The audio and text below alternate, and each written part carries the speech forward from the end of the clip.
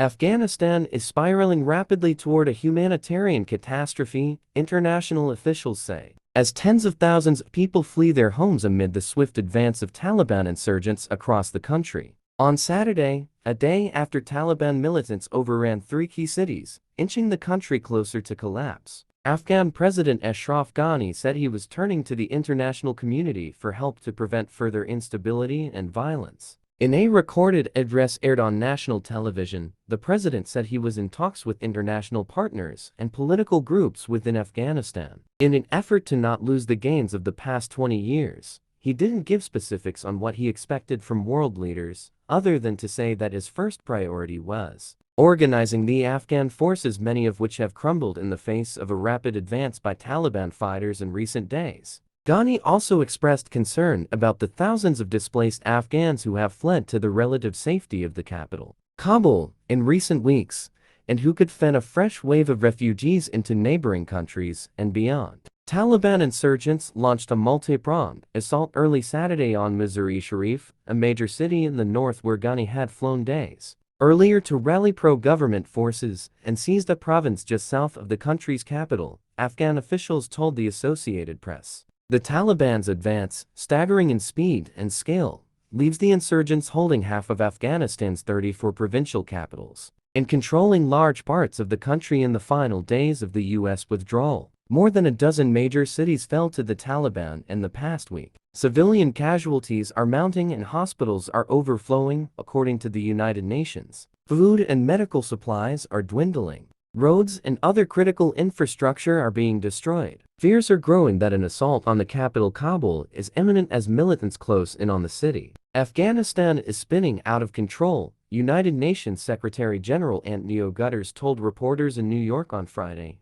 as he called on all sides to do more to protect civilians. This is the moment to halt the offensive. This is the moment to start serious negotiation. This is the moment to avoid a prolonged civil war or the isolation of Afghanistan. As the fighting intensifies, the United States and its allies are racing to extract embassy staff and local Afghans who have assisted the U.S.-led coalition during their 20-year mission. The first of some 3,000 combat troops being deployed to Kabul to assist with the evacuations arrived Saturday, Reuters reported. The Pentagon has sent 2 battalions of Marines and 1 Army combat unit already deployed in the region will arrive in Kabul by Sunday evening. About 1,200 Afghans have been transported to the United States in recent days, and the Biden administration has committed to temporarily relocating another 4,000 applicants and their families to other countries while their immigration paperwork is finalized. Canadian officials on Friday committed to bringing 20,000 refugees to the country, focusing on those most in danger, including women leaders, human rights advocates, journalists, individuals, persecuted religious groups and families of interpreters already resettled in Canada. No timeline was given for the resettlements. Those official rescue efforts account for only a fraction of Afghans displaced by the conflict. 250,000 people have fled their homes since May, the United Nations Refugee Agency (UNHCR) said Friday. Of those, most 80% are women and children. Some 400,000 people have been displaced since the start of the year. The situation has all the hallmarks of a humanitarian catastrophe, Thomson Fury, a spokesman for the United Nations World Food Program, said in its statement Friday, noting that the conflict has accelerated much faster than we all anticipated. The United Nations Office for the Coordination of Humanitarian Affairs said on Twitter Saturday it had assisted 13,500 people with food, cash, health and household items as many flee to Kabul to escape fighting across Afghanistan. In Kabul, some observers described scenes reminiscent of the mid-90s, with families selling everything and doing whatever they could to flee the country. Many fear a return to the repressive and brutal rule the Taliban inflicted when it was last in power, rooted in an extreme interpretation of Islamic law. Civilians are already reporting shuttered girls' schools, poor families forced to cook food for ravenous fighters, and young men pressured to join the ranks of the militants. UNHCR on Friday appealed to neighboring countries to keep their borders open or risk innumerable civilian lives. In the past month alone, more than 1,000 people have been killed or injured from indiscriminate attacks against civilians, notably in Helmand, Kandahar, and Herat provinces, according to the United Nations.